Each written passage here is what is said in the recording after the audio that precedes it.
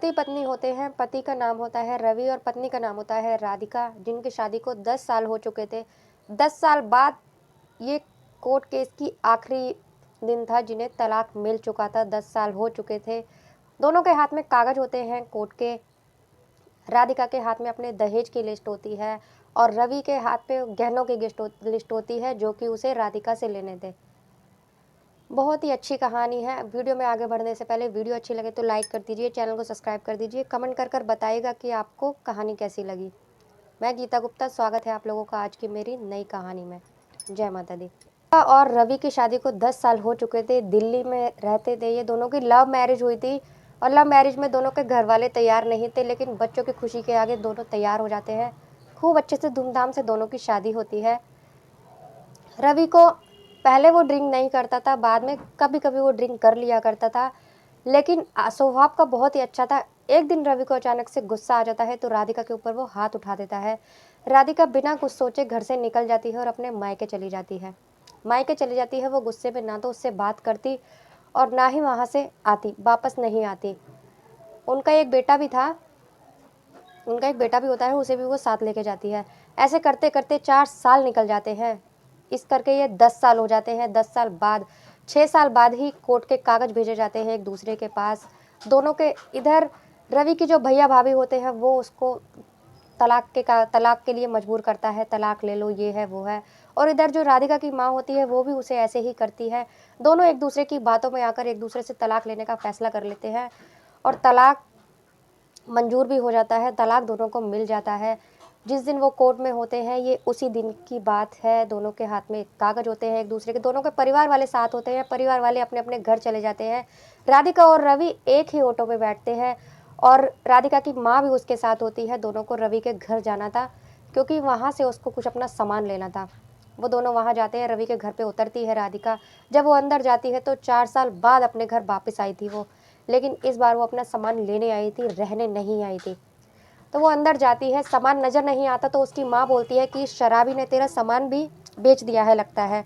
तो राधिका को बुरा लगता है, कहती है चुप रहो माँ। शायद उसे रवि को शराबी बोलना अपनी माँ का अच्छा नहीं लगा था, तो वो मना कर तो वो ये कहकर रवि बोल देता है कि जो भी तुम्हें लेना है ले लो, मैं तुम्हें नहीं रोकूंगा। तो वो स्टोर रूम में जाती है क्योंकि राधिका का सारा सामान स्टोर रूम में रख दिया था रवि ने पहले से ही।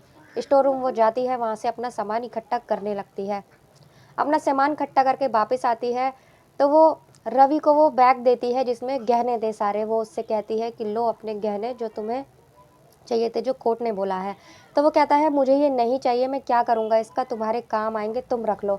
तो कोर्ट से उसको 10 लाख रुपए देने को बोला गया था, जो भी रवि को देने थे राधिका को। और जो वो गहने थे वो 15 लाख के थे जो राधिका को वापस करने थे, लेकिन रवि उसे बोल देता है कि ये तुम रख लो।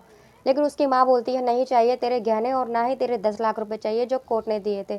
तू बस तलाक दे दे, मेरी बेटी को आज़ाद कर दे और कुछ नहीं चाहिए,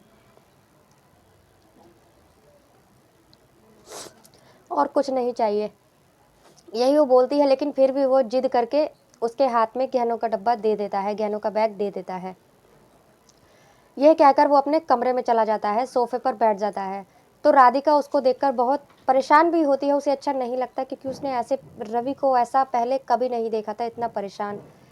उसकी माँ अपनी बेटी का हाथ पकड़ती है राधिका को और सामान के सहित बाहर चलने को कहती है। सामान उसका बाहर रखा जाता है। गाड़ी आने वाली थी क्योंकि सामान लेके जाना था सारा दहेज का। तो ऐसा करने पर रवि अपने कमरे में चला जाता है और वहाँ जाकर लेट जाता है।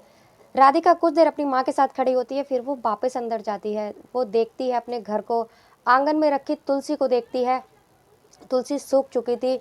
उसे याद आता है कि पहले तुलसी की कितनी देखभाल किया करती थी, मैं रोज जल चढ़ाया करती थी, हरी भरी थी मेरी तुलसी। और अब तुलसी का भी क्या हाल हो गया है, ना ही कोई पानी डालने वाला है। लगता है जैसे 4 साल से पानी ही देने वाला कोई नहीं था यहाँ पे।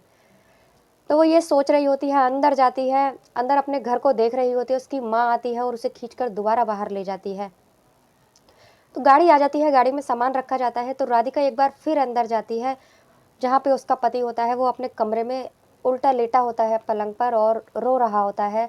राधिका वहाँ जाती है, घर में देखती है, घर में जाले लगे होते हैं उसके कमरे में, जो कि राधिका को और रवि को बिल्कुल पसंद नहीं थे। तो वो दीवार पर रखी तस्वीर पर उसकी नज़र पड़ती है जो कि रवि की और उसकी थी। दोनों की बहुत ही गले लगा रखा था राधिका को रवि ने, और बहुत ही खुश थे दोनों। वो याद करती है उस पल को। और उसका बेटा भी होता है, 7 साल का बेटा होता है, जो कि कोर्ट ने बोला था कि राधिका के साथ ही रहेगा जब तक बड़ा नहीं होता, और महीने में 2 बार रवि उससे मिल सकता है। उसको इस बात की कोर्ट ने बोला था कि 2 बार महीने में मिल सकता है। ऐसा करने पर राधिका की माँ एक बार फिर आती है और वो खींचकर उसे बाहर ले जाती है दोबारा से। सामान गाड़ी में रख चुका था, राधिका को बैठने के लिए बोलती है। राधिका गाड़ी में बैठ जाती है, उसकी माँ भी बैठ जाती है। गाड़ी जैसे ही स्टार्ट होती है तो रवि अंदर से गाड़ी की आवाज़ सुनकर बाहर आता है। बाहर आकर देखकर अपने कानों पे हाथ रखकर घुटनों के बल बैठ जाता है और ज़ोर से बोलता है कि मुझे माफ़ कर दो। तो राधिका ये सुनकर गाड़ी से उतरती है, गाड़ी रुकवाकर गाड़ी से दौड़ी-दौड़ी आती है और रवि के गले लग जाती है। वो उससे कहती है, यही तो सुनना चाहती थी मैं, तुमने पहले क्यों नहीं बोला? तो वो कहता है, बोल तो तुम भी सकती थी,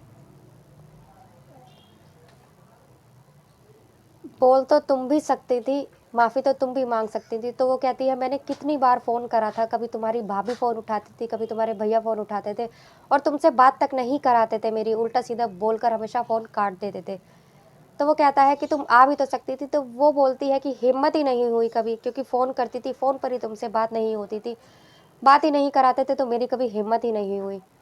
रवि भी यही बोलता है कि ऐसा ही मेरे साथ हुआ, तुम्हारी माँ ने भी कभी तुमसे बात नहीं करने दी और मैं घर भी तुम्हारी माँ की वजह से ही नहीं आया।